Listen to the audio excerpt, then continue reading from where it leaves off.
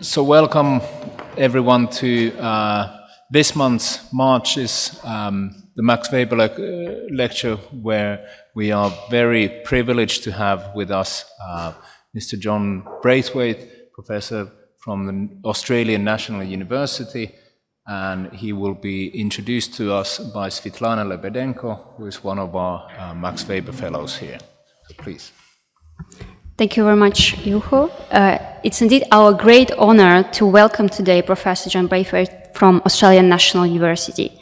He's an emeritus professor and founder of RegNet, the Regulatory Institutions Network, now School of Regulation and Global Governance at the Australian National University. He has been active in the peace movement, the politics of development, and the consumer movement around this and other ideas for 50 years in Australia and internationally. Since 2004, he has led a 25-year comparative project called Peacebuilding Compared. He also works on business regulation and the crime problem. His best-known research is on the ideas of responsive regulation, restorative justice, and reintegrative shaming. The lecture will last for 1 hour, and we will allocate half an hour for questions afterwards. Professor Braithwaite, the floor is yours. Well, thank you, Svetlana, for that lovely introduction, and Juho, and it's just great for Valerie, my partner, and I to be back in beautiful Florence. Just such a lovely place to be, and an honour to be invited to give this lecture. Thank you. John Maynard Keynes is a hero of mine, and in Keynes' general theory, contagions of bulls and bears in economies are important. Keynes also wrote on why he thought that unless the Versailles Peace Agreement at the end of World War I was resolved more restoratively, World War I would cascade to what became World War II. Mercifully, at the end of World War II, things were negotiated a bit better, and the ghost of Keynes, he died in 1946, was at the table during the Marshall Plan. The Marshall Plan, in my eyes, was the finest moment of the American century, and for a country like Italy, Germany, Japan, the support, the reboot support at the end of World War II through the Marshall Plan did contribute to these countries, major powers that had been militarist powers, becoming peaceful, innovative economies for such a long period since. For all that, Keynes was disappointed that the reintegrative global architecture of the Bretton Woods Agreement and institutions did not go far enough, and nor was the architecture of the United Nations as robust as Keynes wanted. When the Soviet Empire collapsed, had Keynes been alive, he might have been at one with George Kennan, arguing that perhaps NATO should be abolished now, containment of the Soviet Union should end, and Russia should be embraced in a collective security architecture for Europe, for all Europe. Maybe current events proved that wrong, maybe not. I'm a criminologist, a scholar of the globalisation of business regulation, alongside Peter Drauhosch, who's here to correct all my errors, and also a peace researcher. And I'll wear all three hats today. And first I'll wear that hat shared with Peter Drauhosch. In global business regulation, we characterised the first great social movement of modernity as the anti-slavery movement. 18th century church progressives got anti-slavery laws, got anti-slavery activists elected to parliaments like the British Parliament and passed laws banning the slave trade. British plantation investment interests did not like this. It gave a strategic advantage in cheap labour to competing plantation economies of other colonial powers. This persuaded the British state to use its naval power to crush other European powers still in the slave trade by measures like blowing slave trading ships out of the water in Rio Harbour. The 19th century African slave trade was thus ended. The environmental movement, on Peter and my account, had a kindred accomplishment with the Montreal Protocol on ozone-depleting substances in 1987. It was the most successful environmental treaty we've had. It substantially did close the ozone hole, saving hundreds of thousands of lives since from melanoma deaths alone. The strategic trade mechanism in the interaction between social movement politics on the one hand and great power politics was similar to what we saw with the slave trade. What happened? Well, the environmental movement in the United States was initially successful in banning chlorofluorocarbons and refrigerators and other products. But the environmental movement in Europe did not have that accomplishment, nor anywhere much else in the world. But the United States being required to ban them, the leading US chemical manufacturer, DuPont, came up with this chlorofluorocarbon substitute technology. Then DuPont lobbied President Reagan and said, well, what we need to do, because we are now disadvantaged in the market for coolants in refrigerators and all sorts of other things, what we ought to do is lobby for an international agreement to close the ozone hole so that all of these other countries, chemicals manufacturer, were required to buy a license from us, buy our IP. I look to our intellect, so the Russians would be required to buy the IP when they build their refrigerators. That was the idea. Reagan was persuaded of that and sent all his diplomats to work, insisting that their country join the Montreal Protocol. And so that was accomplished. Peter carried that work forward to show that the global environment movement failed to replicate the triumph. Fossil fuel interests closed ranks and used social media platforms that are better at spreading lies than inconvenient truths, preventing any further ozone-style triumph on the big issues like global warming. Peter's latest book on China shows that beyond the environmental catastrophe of failing to prevent the extinction event that we're now in, it was stupid NATO geopolitics because it handed most of the strategic trade advantage on renewables and renewables R&D and production to China.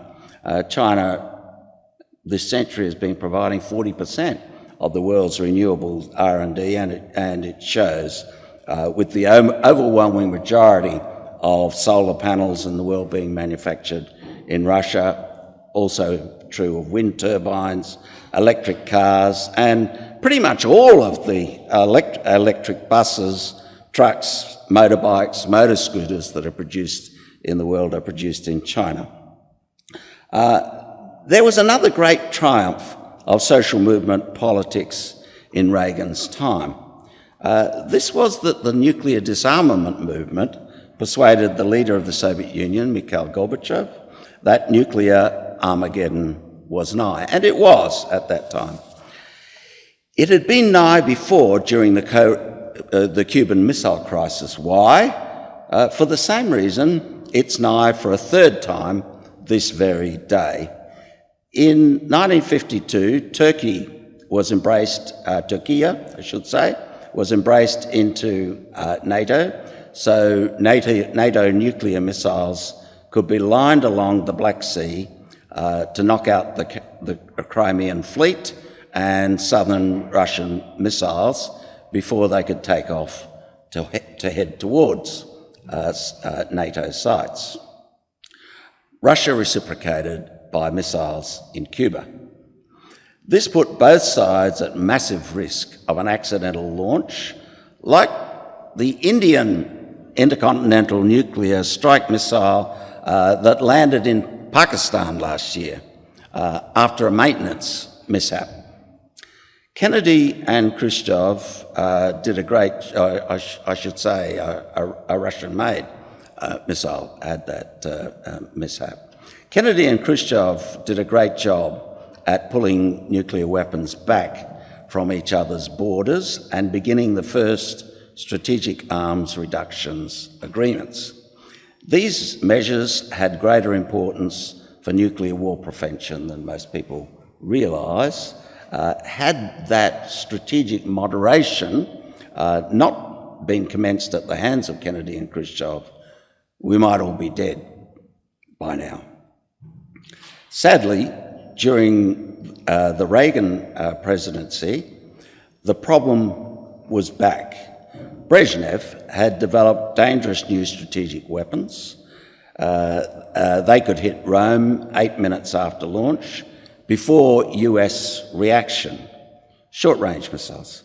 The US reciprocated with its hair-trigger short-range missiles in Western Europe. Reagan was seriously frightened by these developments. In retirement, he spoke differently about these things. He spoke of his fear that he might be the president who ended American civilization. Gorbachev was sufficiently persuaded by the politics of the new nuclear disarmament movement of that day and by the grit theory of its academicians, grit being graduated and reduction initiatives in tension reduction. Gorbachev was sufficiently a devotee of grit theory that he advocated complete nuclear disarmament within a decade or two. He acted on this by unilaterally moving to halve Russian nuclear weapons. He successfully negotiated the INF, Intermediate Nuclear Forces Treaty, with Reagan. It completely abolished all those new intermediate range missiles on both sides and provided for US inspectors on Russia. It was the first time that US inspectors could go to Russia to see the disarmament working, and Russians in the US, Russians were able to go to the US to do likewise with the so-called trust and verify regime. I said, had not moderation prevailed between Kennedy and Khrushchev, we would all be dead. Likewise, with the extreme risk environment of the 1980s, had not moderation prevailed between Reagan and Gorbachev, we might also be dead. We face similar catastrophic risks today because arms reduction and mutual inspection has been killed stone dead. And I tend to agree with John Mearsheimer, not on many things, but on his view that if it looks to Putin like he's going to lose in Ukraine, that could be seen by him as an existential threat to him personally and might be seen as an existential threat by most Russians. So Putin really could be criminal enough to seek to end the war at that point, just as he has warned by using strategic nuclear weapons in Ukraine or a large nuke in the North Sea with maximum radiation impact to shut down flights between Europe and America for a considerable time. That was something that practiced just before the Ukraine war started. We might hope that if that did happen, it would only trigger a massive conventional response by NATO that would be short-lived, that would not escalate to mutually assured destruction, and then bring sane heads to the table to negotiate a new security architecture, perhaps a forlorn hope. The social movement for nuclear disarmament got zero credit for the great things accomplished from the Reykjavik summit of 1986. Gorbachev and his successor Yeltsin did their best to show their good faith. NATO fully reciprocated in missile reduction, but not in good faith. Russia showed good faith by saying, we will not only pull down that wall, we will give East Germany back to our old enemy. We'll also show good faith by abolishing the Warsaw Pact, because we want you to reciprocate by abolishing NATO or embracing us into NATO in some sort of new inclusive security architecture for Europe. Right, okay. But we'll only halve and then halve again the Soviet-based nuclear missiles until we see your reciprocation, pursuant to the GRIT theory on weapons destruction and dismantling of NATO as an anti-Russian military alliance to reciprocate that Warsaw Pact abolition. Sadly, the neocons in the Reagan White House spun the narrative that Reagan won the Cold War, Gorbachev surrendered, the unipolar moment, the end of history has arrived. No one sold the narrative that the grit moment had arrived, and it is America's turn to show leadership for the next step in reciprocal reduction in tensions. Gorbachev was hung out to dry. He was lucky to escape with his life. During his holiday in Crimea, he was arrested by his military commander and the KGB. From that moment, grit ground into the dust of Western triumphalism, and that triumphalism was in the political interests of neocon icons of future republicanism like Wolfowitz, Rumsfeld, Cheney, but I'd argue it was against the interest of the peoples of NATO states. Again, the progressive social movement, this time the nuclear disarmament movement, had failed to learn lessons from the movement against the slave trade and the ozone movement, allowing the neocons to claim the narrative as to what this was all about, failing to grasp what was involved in the shift from grassroots narratives to geopolitical narratives that can capture the imaginations of the likes of Reagan at the commanding heights. Okay, now my criminological hat back on, back to the topic of slavery.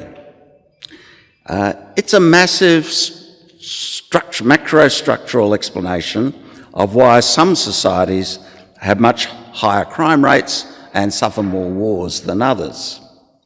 My new book, Macrocriminology and Freedom, argues that cross-national data,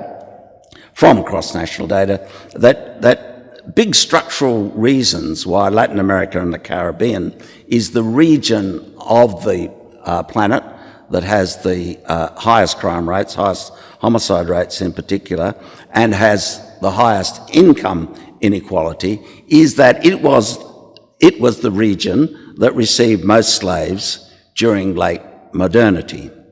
That is also a reason the United States has the highest crime rate among wealthy democracies. Also, why counties in the US South that had the highest levels of slave reception in the 19th century have the highest crime rates in the 21st century. Explanatory power that's amazing in its reach across centuries. Obviously, African countries that exported the highest numbers of slaves 2-3 centuries ago, today have the lowest scores on the Human Development Index. My theory connects crime rates to cascades of slavery and cascades of war. I teach criminology at the University of Maryland, a Catholic colony where its first century saw a white-on-white homicide rate of 500 per 100,000, including a lot of Catholic Protestant killings leading up to ultimately a Protestant coup in Maryland.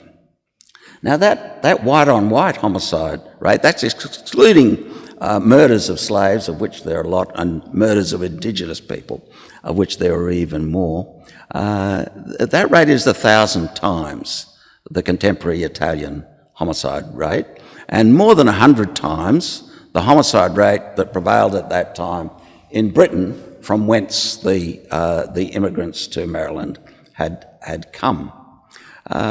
Maryland also had a genocide that wiped out one of the largest East Coast indigenous tribes that had a village on the site of the US Supreme Court. The Nakachang tribe no longer exists. Frontier wars against the Indians were coupled to European wars. When the Dutch occupied New York and the Swedes occupied Delaware, the English instigated proxy wars by Indian tribes with English guns to fight the Dutch and the Swedes. The Dutch did the same against the English and the Swedes. Later, during the Anglo-French Wars and the wars of the US against the Spanish and the Mexicans in places like Florida, when the frontier moved south, some tribes were armed by the French, the Spanish, the English, the Mexicans. Likewise, during the Revolutionary War, some tribes were proxies of the English, others of the revolutionaries. This endless succession of proxy frontier war in pursuit of manifest destiny is what made the American frontier so murderous, rapacious, as it moved from Maryland to Florida to the Wild West. When I mentioned the rape on the frontier, I should also mention that later in the lecture, in the middle of the lecture, I will refer to a specific incident of rape of a male. So if that's going to upset him, please feel comfortable about leaving before I get to that point. So that succession of proxy frontier wars compounded the impact of slavery on violence. The macro insight here is that domination cascades to violence and violence recursively cascades to domination. White-on-white revenge killings occurred in the decades after all these frontier wars against whites who were seen as adopting the wrong political position in the eyes of other whites. Hence, high violence US society. Our work shows that war, like crime, is a cascade phenomenon. Though across the planet, more are killed by crime than war. My two recent books argue that the evidence is that when countries experience a civil war, surrounding countries become more likely to experience civil wars. When they have a coup, they become more likely to have more coups. When they have a genocide, a mass atrocity crime, they become more likely to have another. In addition, crime cascades across time and space from such catastrophically violent events. The cascade patterns of wars, coups, genocide, slavery seem to be statistically similar to the cascade pattern for domestic mass shootings in America, where each mass shooting has been shown to increase further mass shootings to the extent of 0.3 extra ones in the future for each one that occurs in the past. The mass shooting contagion will continue until something transforms that cascade past a tipping point. That can be done, and one day will be. My next book discusses how cascades of crime prevention, war prevention, financial fraud prevention, epidemic and environmental prevention can deliver tipping points to end catastrophe. I'll be talking about that tomorrow as well. It may not seem that I'm a very hopeful guy. So far, but I promise you I am on all of this. Cascade phenomena are defined as those that spread to multiply instances of themselves or to create cascades of related phenomena. Related phenomena that cascade can be objects like guns that spread simply as objects in markets. The guns may cause a cascade of violence, but not a contagion in the sense of something that spreads person to person. All contagions are cascades, and contagions may be the most important kind of cascade. COVID's a contagion. Cancer is not, because it does not spread person to person. But cancer is a cascade phenomenon because cancer cells spread to multiply instances of themselves. That's the definition. I interpret cascades as the more general phenomenon. I asked my Australian students, what's the best single predictor that your house will be burgled in the next 6 months? Then I asked them, what's the best predictor that your country will be caught up in a war in the next 3 years? Then they come up with all sorts of wrong answers on what the best predictor of their house being burgled might be, and then I disclosed to them that the right answer is that the best predictor of your house being burgled in the next 6 months is whether it was burgled in the last 6 months. Criminologists, like most social scientists, have an exogeneity hang-up, and they're not very interested in endogenous explanation or big endogenous patterns of explanation in the world. But then after that, they get very good at coming up with the correct answer for the question of what's the best predictor of whether your country will be caught up in a war in the next 3 years, and that is whether it was in one in the last 3 years. Now, there's no case in my data where burglary cascaded to war. It cascaded to Watergate and some other important things, but not to wars. I have many cases of violent crime cascading to war, particularly terrorism, political assassinations, rape. Perhaps then a better specification is that it's violence that cascades, whether criminal violence or war violence. My data, however, tends to the empirical conclusion that corruption also frequently cascades to war, and war in turn cascades to ever more corruption in a recursive relationship. More broadly, there's a coercive relationship between the criminalisation of states, the criminalisation of markets, and war.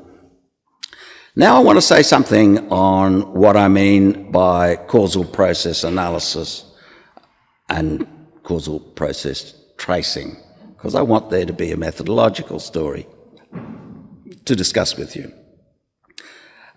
Imagine you're sent to Earth from Mars to report on Earthling technologies. Motor vehicles seem central. You consider a large N correlational study. It discovers a near-perfect correlation between turning its key and the car jumping into action. That kind of causal research could be less useful than lifting the bonnet, accompanied by a human interview informant called a mechanic, to understand the sequence of mechanisms that drive the car. The key closes an electric circuit here and then sparks a spark plug there that ignites petroleum in a cylinder that drives a piston, etc. Such causal process analysis, enabled by lifting the bonnet with curated expert commentary, provides the more useful understanding, more useful in terms of how to prevent cars from breaking down. Contra to the gold standard ideology of randomised controlled trials, in medicine there's a movement for more emphasis on lifting the bonnet to peer into what medicos call mechanistic process tracing. It's useful to know from large N epidemiology that the more smoking of more cigarettes means more lung cancer.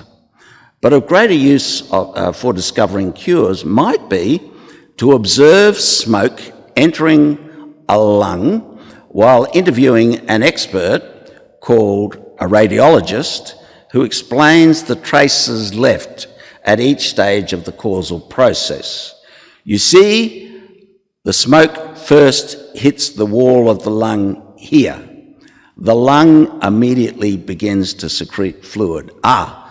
Now that fluid is protecting the lung by capturing more smoke and glugging it together. Now some of those globules suffer from such a level of attack from the smoke that you can fast forward to see them morph into carcinoma. Social science on cascading of crime and war can be a smart balance of three methodological traditions: historiography, large N quantitative social science, and causal process tracing. For causal process tracing, I go into societies that are war zones or recently suffered a war. Often these are about to suffer their next war, so then I go back. That's why my research is taking 30 years, rather than 25, to get it done. For the most part, I lean on historians and quantitative scholars to do most of the research, though my team adds some value. And I think that's the way to think about big enterprises, to say, well, just adding a little bit of value, but I want to take account of all of the value that's been added by everyone from many disciplines. With my work, there will be some quantitative work in future, and applications welcome from people more quantitatively competent than myself who might be interested in joining it. It'll be challenging, the quantitative work. One reason is that theoretical specification of lags in quantitative models is tricky. Consider intergenerational effects of war on crime. They can be larger than first generation effects. Now, why might that be? Well, by the time the war ends and soldiers return home, most of them have exited the peak offending stage of the life course. They tend to marry quickly post-war, and that's protective. Their children, however, experience whole of life course second generation impacts mediated through variables like family violence, alcoholism, PTSD. Like their fathers, children of Australian Vietnam War veterans experience elevated PTSD, substance abuse, suicide ideation, family violence. Daughters of Australian Vietnam veterans experience elevated rape victimisation decades after the war ends, something their fathers do not suffer. Elevated levels of criminal violence also spread across space at variable speed. Alex Braithwaite and others have undertaken many quantitative studies of how after one country has a war, neighbouring countries experience elevated rates of homicide and suicide, as we're seeing at the moment in the area of Russia, bordering Ukraine, for example. Over time, a whole region of the planet becomes a devastating, violent cluster of crime war, as in the 30 Years' War centred on Germany, and today's 30-year wars in the 6 countries of the Great Lakes region of Africa, centred on Congo and Rwanda, and the 30 years of war and crime since the end of the Cold War in Iraq, Syria, Lebanon, in what were once low-crime societies. In each case, 100 different armies from a dozen countries choose to fight their enemies in the cockpit society rather than to fight each other on their own territory. So that, for example, an Israeli attack on Hezbollah in Syria will not trigger retaliation in Israel in the way it will if the attack is in Israel or in Lebanon. I leave most of the historiography to multiple historians who've dedicated entire lives to poring over that documentary, those materials. And my job is to trace the missing data gaps in their methods that their methods leave because of their reluctance to collect contemporary interview and observational data from the field. Let me illustrate how war propaganda infects documentary evidence with an unusually important and contested crime war cascade that I studied for 11 years, Libya. It's an important case for Italians, of course, because Italy was involved in the cascade onset of World War I, a lot of it which was about different powers breaking off bits of the Ottoman Empire. In the case of Italy, that was the Italian invasion of Libya in 1911. It's a bit odd to describe World War II as a bounded conflict that ran from 1914-18, Second World War 1939-45. They're fictional summaries of a more complex cascade. You know, the Ottoman Empire, the Habsburg Empire, were completely dismembered by 2018. And at the end of World War II, the second separate war, as it were, if you were an American, that might make sense to think that it ended in 1945, but not if you were Chinese, Korean, Greek, Eastern European, or one of the millions of ethnic Germans who were ethnically cleansed or raped in many countries during 1946. Libya always matters. We might view the Libya story as a piece of a long cascade too. In 2011, the Arab Spring cascaded to Libya from other Arab countries. Conflict escalated to President Gaddafi dispatching an armoured column to put down a Benghazi rebellion.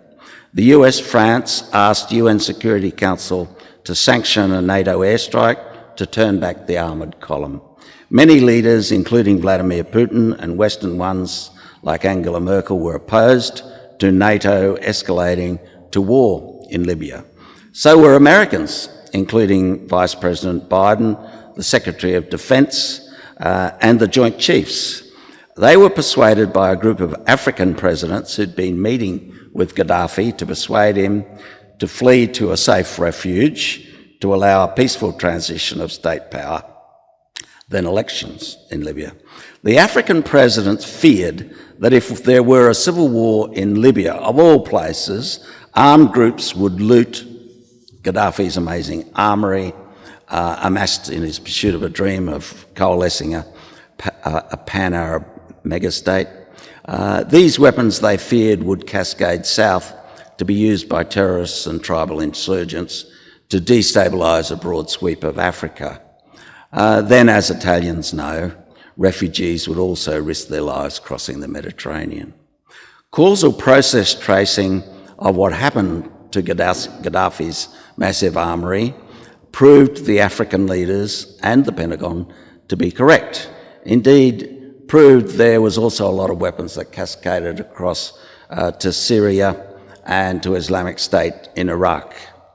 Hillary Clinton was the American leader pushing to turn the initially non-violent Arab Spring in Libya into a war of liberation from Gaddafi.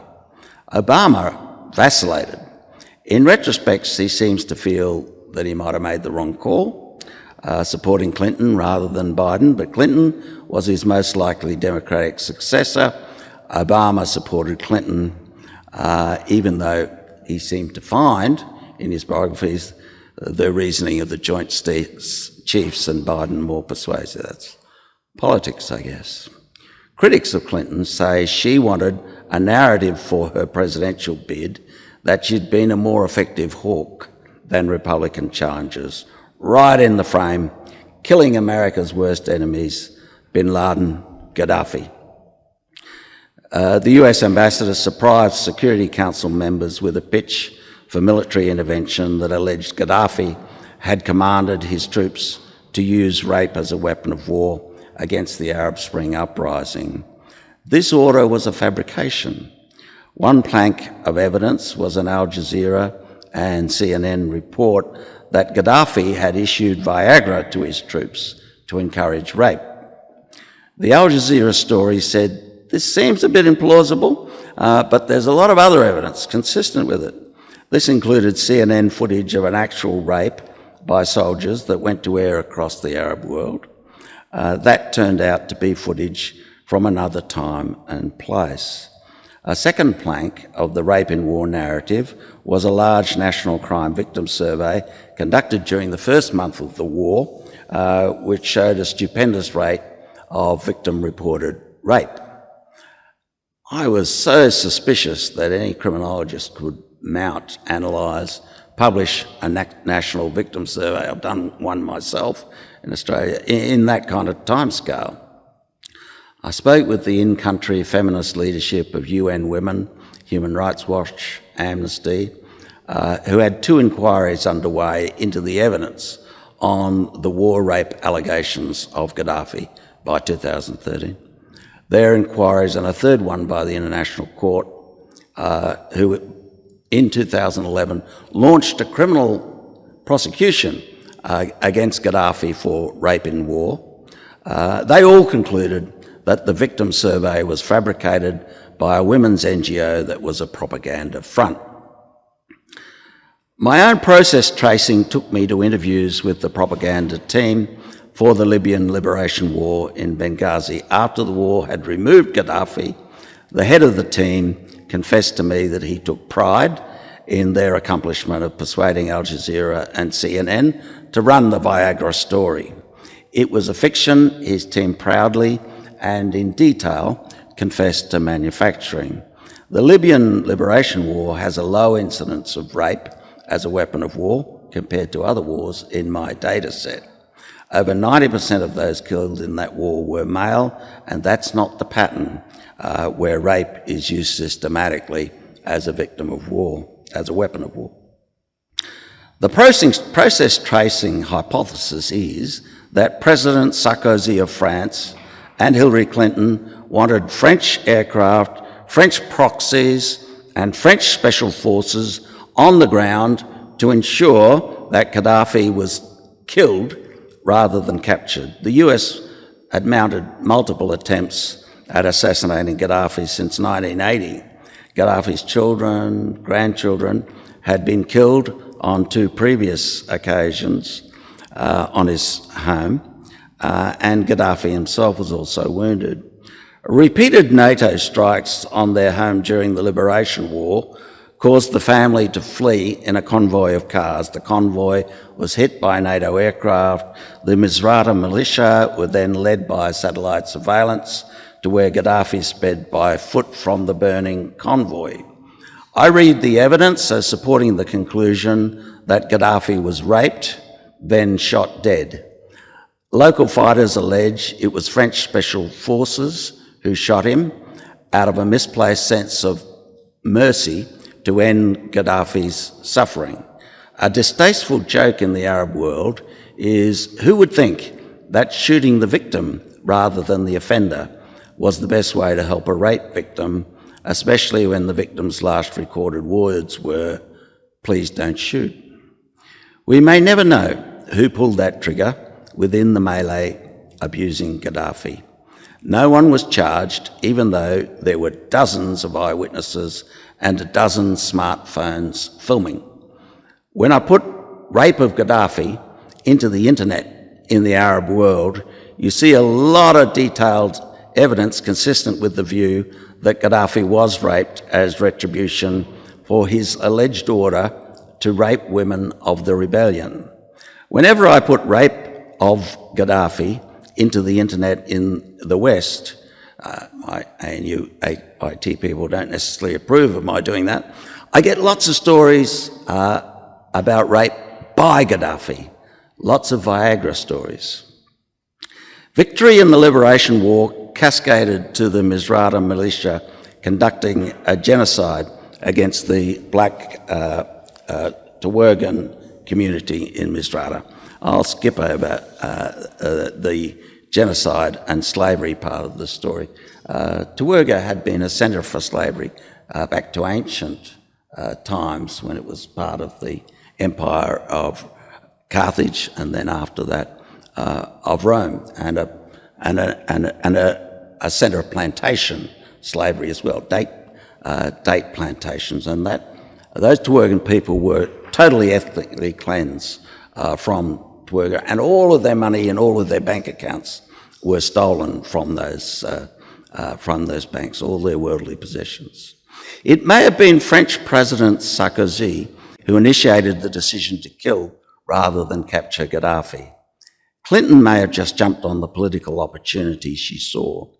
Survivors of the Gaddafi family allege that their father threatened Sarkozy to call their dogs off, or he would disclose to the media that he'd been funding Sarkozy's election campaigns. I initially discounted this as wild allegations of a desperate man. But then in 2018, French prosecutors charged Sarkozy with taking 50 million euro in illegal campaign contributions from Gaddafi. One of the three witnesses who had confessed to the French prosecutors to being involved in transferring Gaddafi's money to the presidential campaign through international bank accounts withdrew agreements to travel from Lebanon to testify. Another key witness, the former Libyan oil minister, was found dead in the Danube River after his diaries discussing the Gaddafi payoffs to Sarkozy fell into possession of the court. An extra charge concerning the alleged Gaddafi campaign financing has nevertheless been laid more recently against Sarkozy. We'll have to wait to see if it proceeds to trial before that possible part of the crime war process trace can happen. Delay was driven by Sarkozy's conviction to 3 years prison in 2021 for attempting to bribe a judge hearing electoral fraud cases in that same election, as with the Gaddafi $50 million allegation. The judge was also convicted. Later in 2021, Sarkozy was convicted criminally on a more minor charge of overspending on that very election campaign. The consequences of the ruthlessness of NATO regime change in Libya for future war prevention might in time prove more profound than the cascade of terrorism and insurgency south from Libya right across Africa, which is huge. You know, there are Islamic State terrorists in overwhelmingly Christian countries like Congo these days, and further south from Congo. That's really big. But what's also big is that despots, including Assad, Putin, and Kim Jong-un, are reported to have repeatedly replayed footage of the rape of Gaddafi, as well as Hillary's "We came, he died" laughter at the news of Gaddafi's demise. Korean generals, and then later Kim himself, started giving speeches saying, "We've now seen with Saddam Hussein and Gaddafi what happens to leaders of what the Americans call rogue states when we rogues dismantle our nuclear weapons programs." So hang on with your nuclear weapons and rebuild them if you're a rogue state. That's the takeaway message these guys are taking.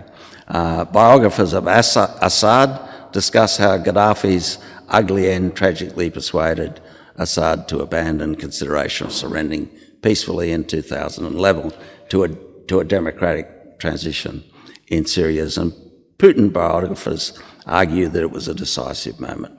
I won't go into that story. The Libyan Liberation War illustrates the dilemmas, uncertainties of causal process tracing through documentary trails of war propaganda. And one is just how many years doing one trace can take. The alleged crime war cascade of the 1914 assassination of Archduke Ferdinand of Austria by a Serbian terrorist is the most thoroughly researched crime to war incident. Literally 10,000 books on it. The historiography led to a consensus Most of us were taught in high school. Yes, the assassination was a spark to war, but if not that spark, then some other. In the past decade, new documentary evidence was analysed in new ways. Now the more common view of historians has become that World War I was absolutely against the interests of the greatest powers of Europe. It allowed a pipsqueak of a power, the United States, to march past all of them to become the dominant power. The Russian Tsar thought World War I was in his interest. He was a bit exceptional in that way, but he was pretty wrong. The newly crystallising consensus across the historiography became that it's amazing that World War leaders sleepwalked into World War, so stupid that they did not more quickly bring more minor powers like Serbia, Austria indeed, to heel to prevent escalation to the really major powers from a single assassination in a corner of the continent. The point of mentioning this is that scholars of cascades of violence do join in cross-disciplinary process tracing. Some pretty simple lessons were learnt from the errors of war prevention with that assassination, such as the need to have a hotline that connects great power leaders during crises. And sadly, that's another lesson unlearnt with the Washington-Moscow hotline pretty much off the hook today. So I code these inferences in a massive Excel file. I code whether there's consensus on the inference or whether it's a contested inference among scholars. I'll the film for quantitative work. I'll see whether the wider classification makes any difference to the outcome. So it's the journey here, and with a case like Archduke Ferdinand, there's of course a lot more consensus on what the spark was than on what the root causes were. But it's an abductive journey of theory building and testing that shuttles backwards and forwards between induction and deduction. Process tracing researchers aim for thick inferences on one case, knowing everything about an N of 1, but what I pursue is a large and thin data set rather than a small, thick bricolage. And that means that I get more wrong about the case, but I hope that I at least build up to a big picture story here and sprinkle a little bit of empirical and theoretical value to each case. My qualitative process tracing on regime change violence is complemented by quantitative research like the Downs study of 120 foreign-imposed regime changes. Downs shows regime change doubles the risk of subsequent civil war. Meddling cascades to more civil wars. Levine concluded across 117 cases of foreign electoral meddling that meddling more than doubles terrorism incidents. One of his qualitative cases here is Italy. Italy is actually the country in the Levine database that has the highest number of foreign electoral meddling interventions, 11 different elections, all of them where the meddling was done by the United States. And Levine argues that qualitatively these contributed in Italy to the years of lead fought by the likes of the Red Brigades. And most of you would be more knowledgeable on whether that's a good inference or not in that particular case. Finally, what I do is also complemented by quantitative work of criminologists on the effect of national participation in wars on subsequent homicide rates for that nations. It elevates homicide rates. We do need to return to a Keynesian way of disrupting cascades of violence that are comparable to Keynesian methods for disrupting endogenous cascades to financial crises. So that's the Keynesian view on what this is all about at the macro level. Thank you.